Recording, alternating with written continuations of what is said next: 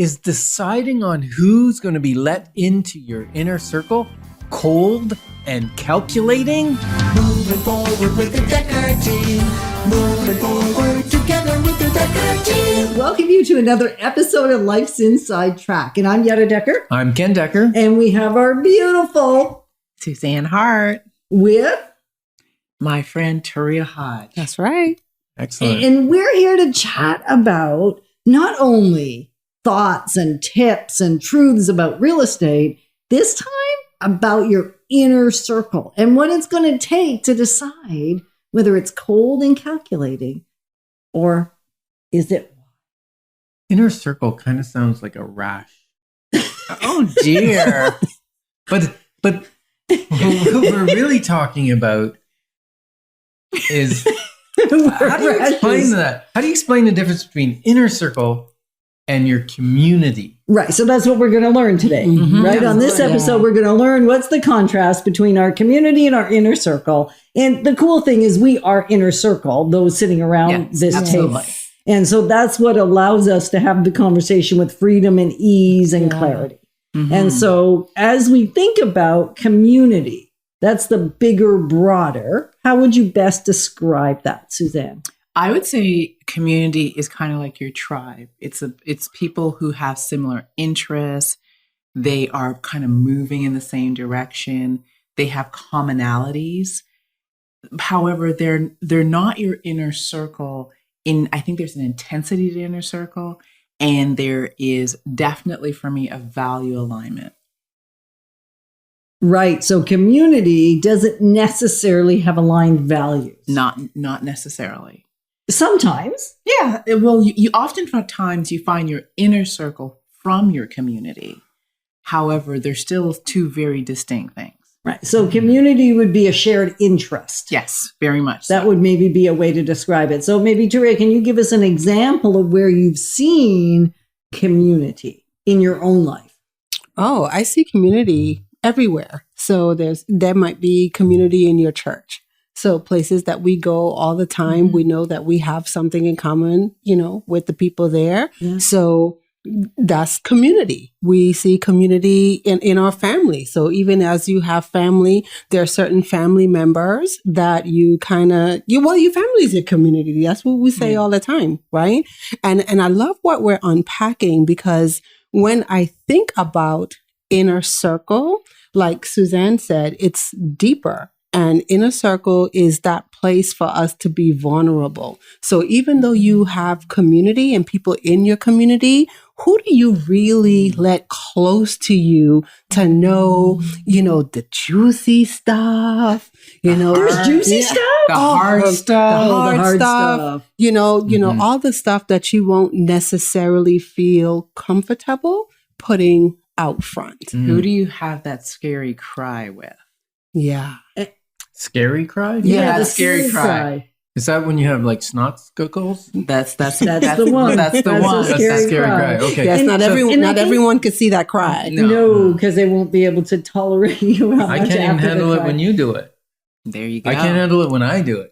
But that's another story. Well, So, hold on, before you leave that. Community for a second. No. Before Okay, you go leave ahead. that, You go ahead. I'm just so excited about the thought that it's not just the snotsicle cry and that ugly, ugly cry. It's also the best of what's going on for you. Absolutely. It's those, because how do you go into your community and tell them the amazing win you just had yesterday, how much you just sold a property for, or how much equity, your triumphs, like your big deal wins are almost harder to share than your big deal losses. At least for me, they are. Yeah. And I think it's that balance, right? It is being able to do the win and the loss. I really love the opening question though, because is it calculating? And it is calculating to the extent that it is intentional in my world. I don't think my inner circle happens by accident.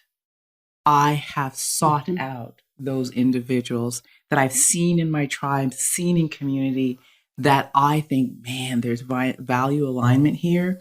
And if we were to create synergy, create connection, we would possibly make each other better. So mine has been often intentional.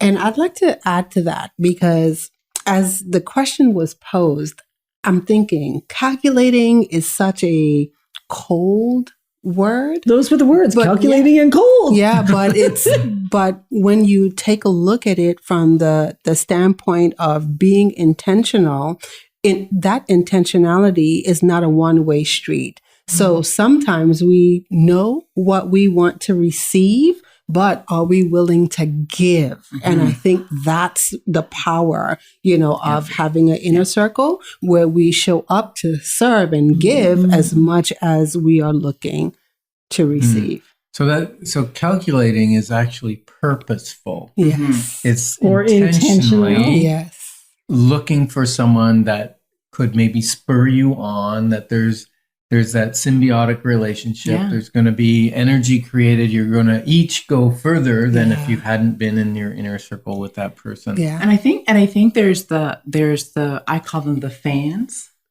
and the people who want to run with you. So I think often in your community you'll find your fans as well. People who admire you, people who tell you you're wonderful, and that the inner circle, however, are those individuals that will push you, that will demand more of you, that will see your best in you and demand that you call it forth, if you will.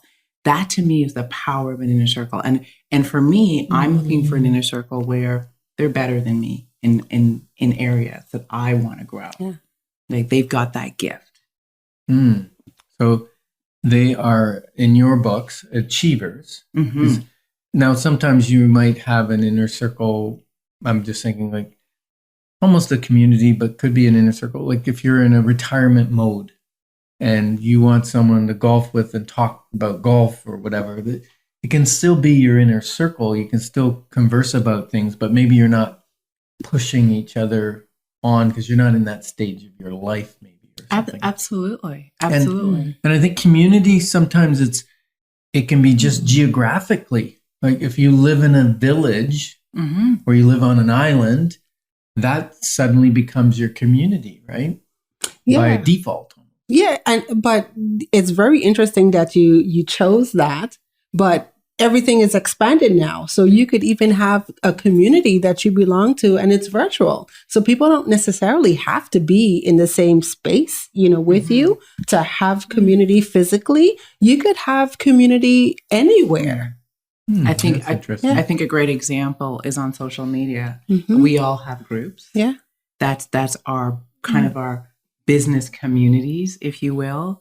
And they may not be our inner circle, but they're definitely there because they're interested in common things. Yeah. Right. So so a community, like in a community group in Facebook, for instance, if you have an issue to discuss or a problem to solve or, celebration, right? You won't necessarily put it in there, but you would call somebody that's in your inner circle and have that intimate discussion. Yeah. Well, it's kind of a little bit of both, right? Because you also want your community to be a part of your wins and your celebrations, as well as your challenges too, because all of the experiences help to serve. But when we take a look at the inner circle, your inner circle is like your straight shooters, the people who would give it to you straight up and down. Right. So often what they'll say is birds of a feather flock together. And that's really what we're talking about, right? We're going to connect. And so we're honored to be your partners on the journey of wealth and wisdom. Moving forward with the Decker team. Moving forward